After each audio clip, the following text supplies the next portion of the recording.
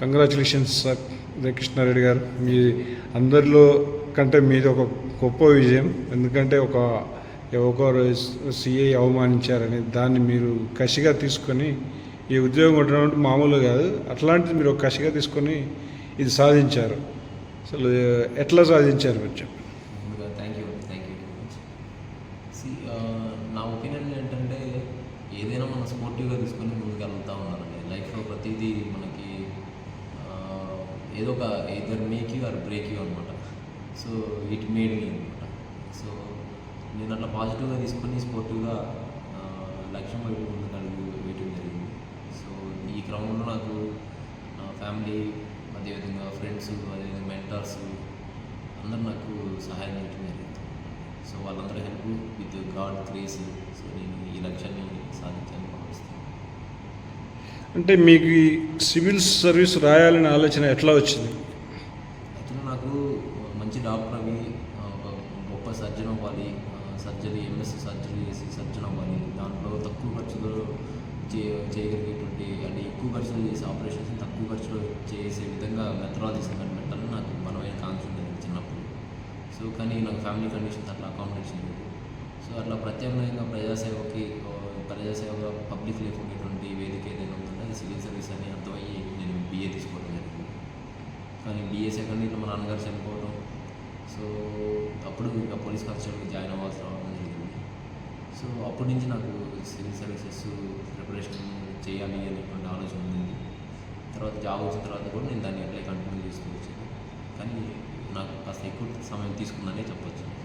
అంటే మీరు కానిస్టేబుల్గా ఎప్పుడు జాయిన్ అయ్యారు? 2013 జాయిన్ అయ్యాను. 13 నుంచి 18 వరకు పోలీస్ కానిస్టేబుల్ చేశాను. అంటే ఆ పోలీస్ కానిస్టేబుల్ జాయిన్ అయినప్పుడే మీకు ఇది రాయాలని ఒక కోరిక ఉండేనట్లు నుంచి ఒక ఆలోచన ఉండేది. కానీ డిసైడ్ అయిన మాత్రం ఇంకా దృఢ సంకల్పంతో ఇది జాబ్ వద్దు ఏముందో అని డిసైడ్ అయిన మాత్రం 2018 తర్వాత నుంచి. తర్వాత 2019 ఫస్ట్ అటెంప్ట్ ఇవ్వడం జరిగింది.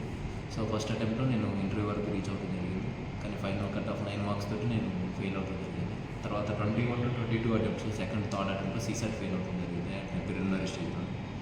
సో ఫోర్త్ అటెంప్ట్లో ఈ ర్యాంక్ సాధించడం జరిగింది. ఇంకా మీకు అటెంప్ట్స్ ఇంకా మళ్ళీ నెక్స్ట్ అటెంప్ట్లో ఏమైనా అలానే ఉందా ఆశ? ఉందండి. నెక్స్ట్ అటెంప్ట్ కూడా ప్రిపేర్ అవుతున్నాను. సో ఐఏఎస్ అవడం అనేటువంటిది నా బలమైన కాంక్ష. సో అది సాధించేంత వరకు విశ్రమించాను.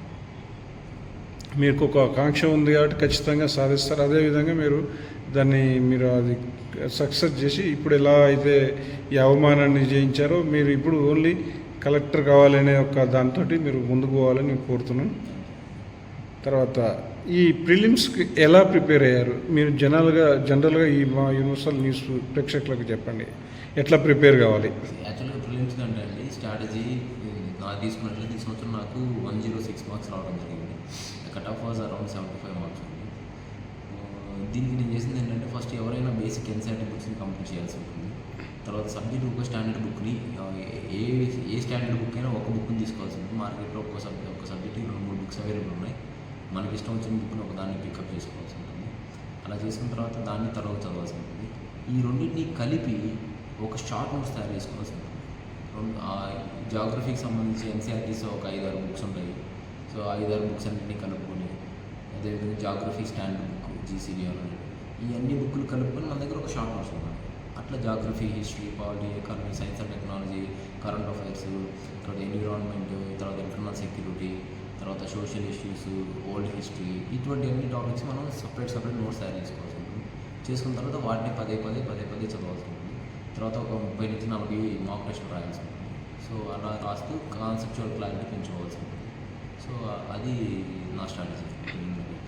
అయితే కొంతమంది స్టాండర్డ్ బుక్స్ కొన్ని మాత్రమే చదివితే బాగుంటుంటారు కదా, అట్లా స్టాండర్డ్ ఏమన్నా మీరు చదివిరా? అట్లా అవునండి. స్టాండర్డ్ బుక్స్ ఇప్పుడు మార్కెట్లో ఒక సబ్జెక్ట్కి 2-3 స్టాండర్డ్ బుక్స్ దొరుకుతాయి. మనం ఏదైనా ఒకటి పిక్ చేసుకోవాలి. నేను పిక్ చేసుకున్నదైతే జాగ్రఫీకి వచ్చినట్లయితే ఎన్సీఆర్టీస్ ప్లస్ జీసీడీ అని బుక్ ఒకటి. సో హిస్టరీకి వచ్చినట్లయితే ఆర్ఎస్ శర్మ, బిపిన్ చంద్ర, సతీష్ చంద్ర, స్పెక్ట్రమ్. తర్వాత పాలిటీకి వస్తే లక్ష్మీకాంత్, బెయిర్ యాక్ట్ అని ఒకటి ఉంటుంది, ఆ బెయిర్ యాక్ట్. ఎన్విరాన్మెంట్కి వస్తే శంకర్ ఐఏఎస్ అనేది శంకర్ ఎన్విరాన్మెంట్. సో అదేవిధంగా కరెంట్ అఫైర్స్కి వచ్చినట్లయితే విజన్ ఐఏఎస్ వారి మ్యాగజైన్. తర్వాత వచ్చినట్లయితే ఇంకా జాగ్రఫీ, హిస్టరీ, పాలిటీ, ఎకానమిక్స్. ఎకానమీకి వస్తే మృణాల్ గారి బుక్ని తీసుకోవడం జరిగిందండి. మృణాల్ గారు చిరంజీవి సార్ ఎకానమీ. సో ఈ విధంగా నా బుక్ లిస్ట్ అనేటువంటిది నేను చూజ్ చేసుకోవడం జరిగింది. హిస్టరీకి సంబంధించి హిస్టరీకి సంబంధించి చెప్పడం జరిగింది. ఆర్ఎస్ శర్మ, సతీష్ చంద్ర, బిపిన్ చంద్ర, డిస్ప్లే. అయితే ఇప్పుడు మీకు మొత్తం ఈ ప్రిలిమ్స్లో మీకు 2 పేపర్లు ఉంటాయి కదా, సీశాట్ దాంట్లో. సీశాట్కి ఏ విధంగా ప్రిపేర్ అయ్యారు? అవునండి, సీసాట్ నేను 2 సార్లు ఫెయిల్ అవడం జరిగింది. సో దానికోసం నేను ఈసారి ప్రత్యేకమైన ఎఫర్ట్ పెట్టడం జరిగింది. నేనేం చేశానంటే క్లాస్ 1 నుంచి క్లాస్ 10 వరకు స్టేట్ మ్యాథమెటిక్స్ బుక్స్ తీసుకోవడం జరిగింది. వాటిని మళ్ళీ అధ్యయనం చేయడం జరిగింది, ప్రాక్టీస్ చేయడం జరిగింది. దాని తర్వాత మ్యాథ్స్ రాకేష్ యాదవ్ అని చెప్పేసి కెరీర్ విల్ యాప్లో సార్ క్లాసెస్ ఉంటాయి ఎస్ఎస్సి సీజీఎల్ కోసం, అవి జాయిన్ అయ్యాను. అదేవిధంగా పీయూష్ వర్షిని అని రీజనింగ్ క్లాసెస్ కూడా ఉంటాయి, అవి జాయిన్ అయ్యాను. అదేవిధంగా శ్రీనివాస్ మేధాటి సార్ అని చెప్పేసి ఆయన కాంప్రహెన్షన్ చెప్తారు, అది క్లాసెస్ జాయిన్ అయ్యాను. అవన్నీ జాయిన్ అయ్యి నేను వాటిని ప్రాక్టీస్ చేయడం జరిగిందండి. సో వాళ్ళు చెప్పేది ఒక 10%, 50% ఉంటుంది, కానీ మనం ప్రాక్టీస్ చేయాల్సింది 85% ఉంటుంది. సో అలా ప్రాక్టీస్ చేయడం వల్ల ఈసారి సీసాట్ని కూడా నేను కంఫర్టబుల్ మార్జిన్ తోటి క్లియర్ చేయడం జరిగింది. అయితే మీకు తర్వాత మెయిన్స్ ఉంది కదా, ఈ ప్రిలిమ్స్ దశ అయిపోయాక మీకు మెయిన్స్. ఆ మెయిన్స్లో ఏమేమి పేపర్లు ఉంటాయి, ఎలా ఉంటాయి? సో మెయిన్స్లో GS 1, 2, 3, 4 అనే 4 పేపర్లు జనరల్ స్టడీస్ ఉంటాయండి. ఒక ఎస్ఏ పేపర్ ఉంటుంది, అదేవిధంగా ఆప్షనల్ పేపర్స్, ఆప్షనల్ సబ్జెక్ట్ ఒకటి ఉంటుంది, దానిలో 2 పేపర్లు ఉంటాయి, పేపర్ 1, పేపర్ 2. అదేవిధంగా compulsory English and compulsory regional language paper అనేటువంటి ఒకటి ఉండటం జరుగుతుంది. సో ఈ విధంగా మెయిన్స్ యొక్క ప్యాటర్న్ ఉంటుందండి. సో వీటన్నిటికీ నేను చెప్పినట్టుగా ముందు బేసిక్ బుక్స్, స్టాండర్డ్ బుక్స్ నుంచి నేను తయారు చేసుకున్న నోట్స్ని త్వరగా చదవడం జరిగింది. చదివిన తర్వాత various institutions, Sarathchandra IAS academy, అదేవిధంగా విజన్ ఐఏఎస్ ఇన్స్టిట్యూట్ మరియు శాంతలక్ష్మి ఐఏఎస్ అకాడమీ, ఈ మూడింటిలో నేను మెయిన్స్ మాక్ టెస్ట్ రాయడం జరిగింది. రాసిన తర్వాత అక్కడ ఉన్నటువంటి ఫ్యాకల్టీ దాన్ని కరెక్షన్ చేయటం, నా మిస్టేక్స్ నేను రియలైజ్ అవుతాను జరిగింది. తర్వాత ఈ మెయిన్స్ సబ్జెక్టులు మీకు ప్రిలిమ్స్లో ఎంతవరకు ఉపయోగపడతాయి? ఆల్మోస్ట్ మెయిన్స్ సబ్జెక్ట్స్ ప్రిలిమినరీకి మొత్తం ఉపయోగపడతాయండి. ఇంకా ఎక్కువ కొన్ని సబ్జెక్ట్స్ని మనం మెయిన్స్కి చదవాల్సి ఉంటుంది. సో అవి కూడా మనకి ప్రిలిమినరీకి ఉపయోగపడతాయి. సో ప్రిలిమినరీకి చదివిన book list same book list మెయిన్స్కి కూడా ఉంటుంది. కాకపోతే వరల్డ్ హిస్టరీ, ఇంటర్నల్ సెక్యూరిటీ, తర్వాత social issues, disaster management, ethics, ఇటువంటి కొన్ని అదనంగా మెయిన్స్కి అధ్యయనం చేయాల్సి ఉంటుంది, చదవాల్సి ఉంటుంది. తర్వాత ఇప్పుడు ఈ స్టాండర్డ్ బుక్స్లలో మెయిన్ ఇప్పుడు మెయిన్స్ బుక్స్ ఎట్లా స్టాండర్డ్లో కొన్ని ముఖ్యమైనవి చెప్పగలుగుతారు? మెయిన్ స్టాండర్డ్ బుక్స్ అండి, సేమ్ యాజ్ ఇందాక మీకు చెప్పిన ప్రిలిమినరీ బుక్ లిస్ట్ అండి. మెయిన్స్కి సంబంధించి సోషల్ ఇష్యూస్, ఇంటర్నల్ సెక్యూరిటీ, ఇటువంటి టాపిక్స్ మాత్రం మనం గూగుల్ చేసి సొంత నోట్స్ తయారు చేసుకోవాలి. నేను సొంత నోట్స్ అన్ని తయారు చేసుకోవడం జరిగింది. అదేవిధంగా మోహన్ కంద గారి విపత్తు నిర్వహణ అండ్ డిజాస్టర్ మేనేజ్మెంట్కి సంబంధించిన బుక్ని కూడా నేను తీసుకోవడం జరిగిందండి. ఇంటర్నల్ సెక్యూరిటీ సంబంధించి మినిస్ట్రీ ఆఫ్ హోమ్ అఫేర్స్ వారి వెబ్సైట్ నుంచి సమాచారాన్ని సేకరించి రాయడం జరిగింది. అంటే మీరు ఈ ఆప్షన్లో ఏం తీసుకున్నారు దీంట్లో? Political science and international relations అండి. పొలిటికల్ సైన్స్, ఇంటర్నేషనల్ రిలేషన్లో ఏమేమి బుక్స్ ప్రధానంగా? నేను ప్రధానంగా సుబ్రారంజన్ మేడం అని ఒక మేడం ఉంటారండి. సో ఆ మేడం యొక్క నోట్స్ని నేను అధ్యయనం చేయడం జరిగింది. సో అదేవిధంగా Ambedkar, doctor BR Ambedkar open university books ఉంటాయి. సో ఆ బుక్స్ గురించి కూడా నేను కంటెంట్ని తీసుకొని నోట్స్ తయారు చేసుకోవడం జరిగింది. సో ఈ రెండు మేళవించి మీకు ఇంతకుముందు చెప్పినట్టుగా షార్ట్ నోట్స్ తయారు చేసుకోవడం జరిగింది. సో నాకు ఈ సుబ్రహ్మణ్యం మేడం గారి 7 నోట్ బుక్స్, ఓపెన్ యూనివర్సిటీ యొక్క 8 టెక్స్ట్ బుక్స్ అన్నీ కలిపి నేను సంగ్రహంగా ఒక 4 బుక్స్ని తయారు చేశాను. పేపర్ 1కి 2 బుక్లు, పేపర్ 2కి 2 బుక్లు. సో ఆ విధంగా నేను షార్ట్ నోట్స్ తయారు చేసుకొని చదవడం జరిగింది. తర్వాత ఈ మెయిన్స్ ప్రాసెస్ అయిపోయినాక ఇంటర్వ్యూ ప్రాసెస్ ఉంది కదా, ఆ ప్రాసెస్లో మీరు ఏ విధంగా ఎట్లాంటి బుక్స్ చదివితే ఉపయోగపడతాయి? ఇంటర్వ్యూకి సపరేట్గా బుక్స్ చదవడం అనేటువంటిది ఉండదండి. మనం ప్రిలిమినరీ మెయిన్స్ చదివినటువంటి బుక్స్ వస్తే చదవాల్సి ఉంటుంది. కాకపోతే కొంత న్యూస్ పేపర్స్ని భిన్న దృక్పథంతో అధ్యయనం చేయాల్సి ఉంటుంది. ఆ భిన్న దృక్పథంతో అధ్యయనం చేసిన తర్వాత ఒక ప్లాజిబుల్ సొల్యూషన్ లెక్క ఒక అందరికీ ఆమోదయోగ్యమైనటువంటి ఒక కంక్లూజన్కి వచ్చే విధంగా మనం మెంటల్ మెచ్యూరిటీని, అభిప్రాయాన్ని ఏర్పరచుకోవడం అనేటువంటి ప్రాక్టీస్ చేయాల్సి ఉంటుంది. సో దానికోసంగా ప్రత్యేకంగా ఆల్రెడీ పాస్ అయినటువంటి సీనియర్స్ని, అదేవిధంగా ర్యాంకర్స్ని, అదేవిధంగా మెంటర్స్ని, వాళ్ళతో ఇంటరాక్ట్ అవ్వడం, సీనియర్ బ్యూరోక్రాట్స్తో ఇంటరాక్ట్ అవ్వడం, ఇటువంటి చేయటం వల్ల మన అభిప్రాయాలు అనేటువంటి ఇంకా మెరుగవుతూ ఉంటాయి. సో డే బై డే మన ఇంటర్వ్యూ పర్ఫార్మెన్స్ అనేటువంటిది ఇంక్రీజ్ అవుతూ ఉంటుంది. తర్వాత ఓవరాల్గా మీరు సక్సెస్ కావడానికి ఈ ఇన్స్టిట్యూట్లలో కోచింగ్ పోయారా, లేదంటే మీరు సొంతంగా బుక్స్ చదవడమే సార్? మంచి ప్రశ్న అడిగారండి. యాక్చువల్లీ నేను ఫస్ట్ ఢిల్లీ వాజీరామన్ రవికి జాయిన్ అయ్యాను. అక్కడ కోచింగ్ జాయిన్ అయ్యాను. కానీ అక్కడ నాకు నేను BA డిగ్రీలో ఉన్న టాపిక్స్ని మళ్ళీ చెప్పడం నాకు అబ్జర్వ్ చేశాను. సో నాకు అక్కడ అంత వర్తే అనిపించలేదు. అందుకే అక్కడ జాయిన్ అయ్యి ఆ కోర్స్ కంప్లీట్ చేయకుండా నేను రావడం జరిగింది. సో వచ్చేసి హైదరాబాద్లో ఓన్గా ప్రిపరేషన్ స్టార్ట్ చేసిన తర్వాత కొంతమంది ర్యాంకర్స్ వాళ్ళ యొక్క పరిచయంతో వాళ్ళ మెంటర్షిప్ తోటి నేను ఏమైనా చేయడం సక్సెస్ అందుకోవడం జరిగింది.